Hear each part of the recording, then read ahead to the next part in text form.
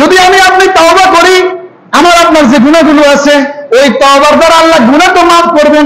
গুনার জায়গাগুলো আল্লাহ রাব্বুল আলামিন কাঠ পেন্সিল দিয়ে লিখলে পেছনে রবার থাকে না?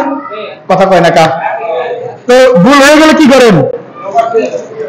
হাসরের মাঠে এমন কিছু মানুষের আমল নামা ফেরেশতারা ডাইন হাতে দিবে, যাদের আমলগুলো কাঠ পেন্সিল দিয়ে লেখার পর ভুল হলে নিশা নতুন করে যে লেখা হয় ওই রকমের মতো অনেক আমল দেখা যাবে। ফেরেশতারা করে প্রশ্ন করবে, আচ্ছা এনের এরকম স্পষ্ট লেখা নাই কা, মানে বুঝা গেছে কি তো জানে ডিলিট করছে, কি জানে মুছে লেখছে।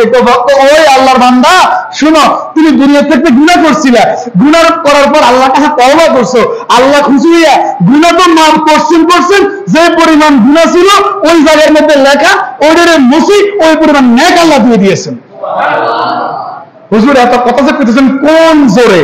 আরে বাবা, সূরা ফুরকানের 70 নম্বর আয়াতে জোরে আল্লাহ রাব্বুল আলামিন বলতেছেন, ইল্লা মান তাবা, তবে তারা নয় যারা তওবা করে, ওয়া আমানা ওয়া আমিলা আমালান সালিহা, ওয়া আমানা মানে ঈমান আনবে, ওয়া আমিলা আমালান সালিহা আর ভালো কাজ করবে, যারা তাওবা করবে, বিশ্বাস স্থাপন করবে এবং নেক আমলগুলো করবে, ওই সমস্ত লোকদের ব্যাপারে আল্লাহ বলেন, ফাউলাইকা ইউবাদদিলুল্লাহু সাইয়্যাতিহিম হাসানা।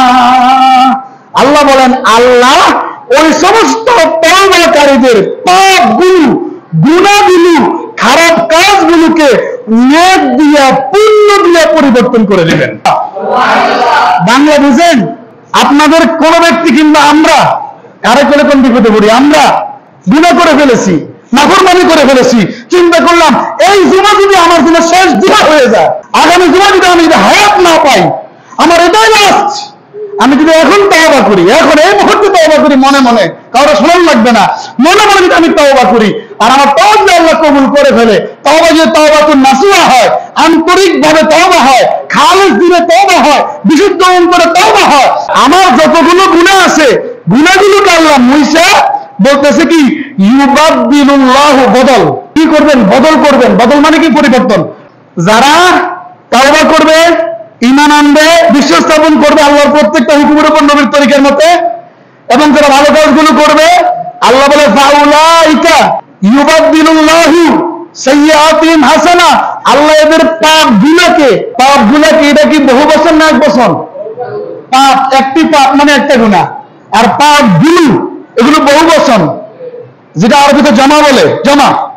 আল্লাহ এখানে কি বলতেছেন? ইউবাদদিলুল্লাহু সাইয়্যাতিহিম হাসানাতিন, থামলে হাসানা, অর্থাৎ আল্লাহ রাব্বুল আলামিন এদের পাপগুলোকে পুণ্য দিয়া, নেক দিয়া, ভালো দিয়া পরিবর্তন করে দেবেন।